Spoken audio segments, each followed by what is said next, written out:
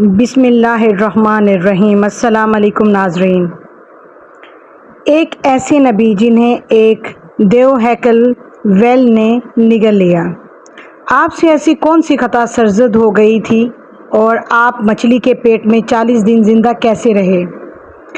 اس video میں ہم اس ہستی کے متعلق جانیں گے جن کا واقعہ قرآن مجید میں یونس اور توریت میں جونا کے نام سے آیا ہے۔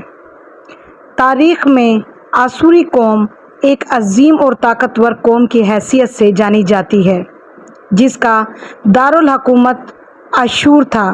اشوری دراصل بنی اسرائیل کی نسل سے تعلق رکھتے تھے جو بخت نصر کے حملے کے بعد غلام بنا کر بابل اور عراق لائے گئے تھے۔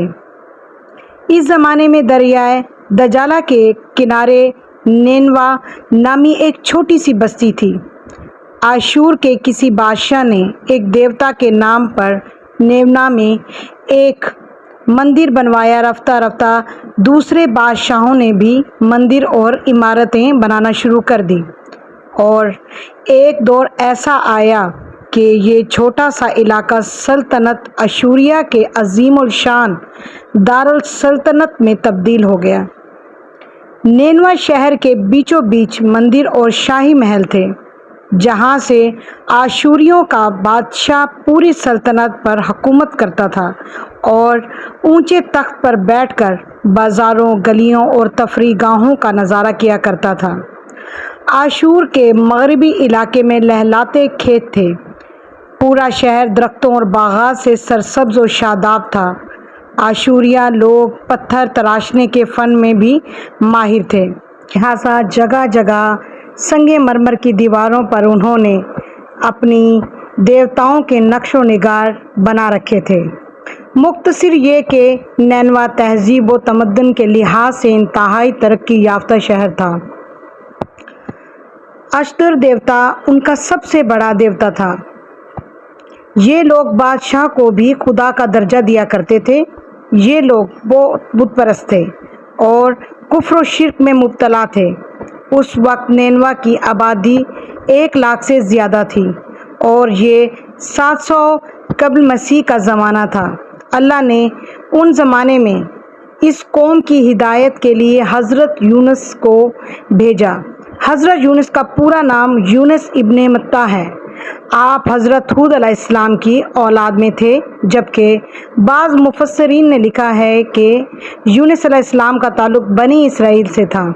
آپ حضرت یوسف کے چھوٹے بھائی بنیامین کے بیٹے تھے۔ جب آپ کو نبوت ملی اس وقت آپ کی عمر 28 سال تھی۔ آپ پر ایک صحیفہ بھی نازل ہوا جو توریت میں یونا کے نام سے موجود ہے۔ حضرت یونس سب سے پہلے آشوری بادشاہ کے پاس گئے اور اسے پیغام حق سنایا۔ اسے خدائی کے جھوٹے دعوے سے توبہ کرنے کا حکم دیا اور ایک اللہ کی عبادت کرنے کی طرف بلایا۔ یونس علیہ السلام نے اس سے ان اسرائیلی قیدیوں کو آزاد کرنے کا بھی حکم دیا جسے اس نے قید کر رکھا تھا۔ نینوا کا بادشاہ آپ کی باتیں سن کر غضبناک ہو گیا اور آپ کی جان کا دشمن بن گیا، لہٰذا آپ علیہ السلام نینوا کی عوام کے پاس گئے اور انہیں توحید کی دعوت دی، انہیں شرک و بت پرستی اور دوسری برائیوں سے توبہ کرنے کا کہا، مگر اہل نینوا نے ایمان لانے سے انکار کر دیا اور اللہ کے رسول کو جھٹلا دیا۔ یونس علیہ السلام مسلسل اس کوشش میں رہے کہ ان کی قوم کے لوگ راہ راست پر آ جائیں۔ آپ نے انہیں بہت سمجھایا اور دعوت کے کام کو جاری رکھا۔ دیکھتے دیکھتے 40 دن کا عرصہ گزر گیا، لیکن یہ قوم حضرت یونس کا انکار کرتی رہی اور شرک پر ڈٹے رہے۔ نیز حضرت یونس کو دھمکیاں بھی دی گئی کہ اگر آپ نے اوشتر دیوتا کے خلاف کچھ بھی کہا تو وہ آپ کو قتل کر دیں گے۔ آخر کار حضرت یونس اپنی قوم سے مایوس ہو گئے۔ جب ان کی سرکشی اور نافرمانی انتہا کو پہنچ گئی تو اللہ نے حضرت یونس کو حکم دیا کہ لوگوں کو آگاہ کر دو کہ 3 دن کے اندر ان پر عذاب آنے والا، لہٰذا آپ نے اہل نینوا کے سامنے اعلان کیا، اگر تم نے 3 दिनों के अंदर बुत परस्ती और शिर्क से तौबा ना की तो तुम पर अल्लाह का कहर नाजिल होगा और पूरा शहर तबाह बर्बाद हो जाएगा। लोगों ने आपका मजाक उड़ाया और जवाब में कहा, हम तुम्हारे रब की तरफ से अजाब के मुंतज़िर हैं। आपकी कौम ने आपस में मशवरा किया तो इस बात पर सबका इत्तफाक हुआ कि यूनुस को कभी झूठ बोलते नहीं देखा गया, लिहाजा उनकी बात नज़रअंदाज करनी नहीं चाहिए। मशवरे में ये भी तय हुआ कि देखा जाए कि अगर यूनुस अलैहिस्सलाम रात बस्ती के अंदर अपने घर में मुकीम रहते हैं तो समझ लो कि कुछ नहीं होगा, और अगर वो यहाँ से कहीं और चले जाते हैं तो यकीनन कि सुबह अजाब ज़रूर आएगा। हज़रत यूनुस अलैहिस्सलाम रात को उसी बस्ती से निकल गए। सुबह हुई तो अज़ाब इलाही का एक सियाह धुआं बादल की शक्ल में आ गया। इन लोगों को यकीन हो गया कि अब वो सब हलाक होने वाले हैं। दरअसल हज़रत यूनुस अलैहिस्सलाम अपनी कौम से नाराज़ होकर चले गए थे, मगर उन्हें वहाँ से निकलने का हुक्म नहीं दिया गया था। वो अजाब की इतला देने के बाद अल्लाह की इजाज़त के बग़ैर अपना इलाका छोड़ गए थे। आसारे अजाब देकर जब आशूरियों ने तौबा और इस्तग़फ़ार की तो अल्लाह ने उन्हें माफ़ कर दिया। अल्लाह ताला किसी कौम को उस वक्त तक अजाब नहीं देता जब तक वो अपनी हाजत पूरी नहीं कर लेता। बस जब हज़रत यूनुस अलैहिस्सलाम ने इस कौम में मोहलत की आखिरी लम्हे तक नसीहत का सिलसिला जारी नहीं रखा और अल्लाह के मुकर्रर करदा वक्त से पहले वो खुद ही हिजरत कर गए तो अल्लाह के इंसाफ ने इस कौम को अजाब देना गवारा ना किया और उन्हें मुआफ़ कर दिया। जब हज़रत यूनुस अलैहिस्सलाम फरात के किनारे पहुँचे तो एक कश्ती को मुसाफिरों से भरा हुआ पाया। हज़रत यूनुस कश्ती में सवार हो गए और कश्ती ने लंगर उठाया।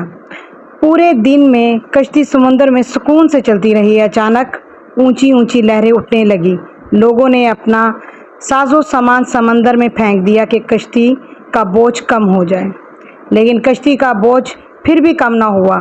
जब कश्ती डगमगाने लगी तो कश्ती के गर्क होने का यकीन होने लगा। अहले कश्ती ने अपने अकीदे के मुताबिक कहा कि ऐसा मालूम होता है कि इस कश्ती में कोई गुलाम अपने आका से भागा हुआ है।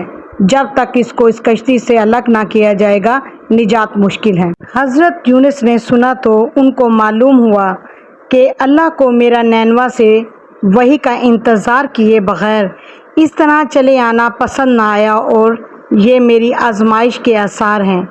ये सोचकर उन्होंने अहले कश्ती से फरमाया कि मैं वही ग़ुलाम हूँ जो अपने आका से भागा हुआ हूँ। लिहाजा 3 मरतबा कुरअंदाज़ी की गई और तीनों मरतबा हज़रत यूनुस का नाम निकला। तब मजबूर होकर उन्होंने हज़रत यूनुस को दरिया में डाल दिया। उसी वक्त अल्लाह ने एक बड़ी मछली को हुक्म दिया कि इन्हें निगल लो, ये तुम्हारा ग़िज़ा नहीं, इसलिए उनके जिस्म पर कोई तकलीफ़ नहीं होनी चाहिए। मछली ने हज़रत यूनुस को अपनी पेट में निगल लिया। यूनुस अलैहिस्सलाम ने जब मछली के पेट में ख़ुद को ज़िंदा पाया तो बारगाह इलाही में अपनी नदामत का इजहार किया कि मैं वही इलाही का इंतज़ार किए बग़ैर और अल्लाह से इजाज़त दिए बग़ैर उम्मत से नाराज़ होकर नैनवा से निकल आया। हज़रत यूनुस ने मछली के पेट में अल्लाह को पुकारा। उन पर 3 अंधेरे इकट्ठे हो गए, रात का अंधेरा, मछली के पेट का अंधेरा और समंदर का अंधेरा। आपने इन अंधेरों में ये कलमात कहे, अल्लाह तेरे सिवा कोई मौबूद नहीं, तू यकता है, मैं तेरी पाकी बयान करता हूँ, शक में अपने नफ्स पर खुद ही जुल्म करने वाला हूँ। रिवायतों के मुताबिक अगर हज़रत यूनुस ये तस्बीह ना कहते तो क़यामत तक मछली के पेट में रहते। रसूल अल्लाह सल्लल्लाहु अलैहि वसल्लम ने फरमाया कि जब यूनुस ने ये दुआ की तो ये कलमात अर्श के गिर्द घूमने लगी। फरिश्ते कहने लगे कि ये बहुत दूर दराज जगह से आवाज़ आ रही है, लेकिन कान इससे पहले इसे आशना ज़रूर हैं और आवाज़ बहुत ही कमज़ोर है। अल्लाह ने हज़रत यूनुस की दर्द भरी आवाज़ को सुना तो फरमाया, क्या तुम इस आवाज़ को नहीं पहचानते? उन्होंने कहा, नहीं। फरमाया, ये मेरे बंदे यूनुस की आवाज़ है। فرشتے نے کہا یہ وہی یونس ہیں جس کی پاک عمل قبول شدہ ہر روز تیری طرف چڑھتے تھے۔ اے اللہ مصیبت کے وقت اس پر رحم کر۔ تو اس وقت اللہ نے مچھلی کو حکم دیا کہ وہ آپ کو بغیر کسی تکلیف کے سمندر کے کنارے اگل دیں۔ روایتوں کے مطابق یونس علیہ السلام 40 دن اس مچھلی کے پیٹ میں رہے اور اس کے بعد اللہ کے حکم سے اس مچھلی نے آپ کو سمندر کے کنارے اگل دیا۔ مچھلی کے پیٹ میں رہنے کی وجہ سے آپ کا جسم ایسا ہو گیا تھا جیسے کہ پرندے کے پیدا شدہ بچے کا جسم نرم ہوتا ہے اور جسم پر بال تک نہیں تھے۔ غرض حضرت یونس بہت ہی کمزور ہو چکے تھے۔ حالت میں خشکی پر جب ڈالے گئے تھے اس کے بعد اللہ نے سمندر کے کنارے پر ایک بیلدار درخت اگائے۔ روایتوں کے مطابق وہ کدو کا پودا تھا جس کے ذریعے حضرت یونس علیہ السلام پر سایہ ہو گیا۔ اس کے علاوہ اللہ نے ایک جنگلی بکری بھیج دی جو زمین کے گھاس اور جڑی بوٹیاں کھاتی تھی اور صبح و شام آپ کو دودھ پلاتی تھی یہاں تک کہ آپ تندرست ہو گئے۔ حضرت یونس درخت کے اس سائے میں جھونپڑی بنا کر رہنے لگے۔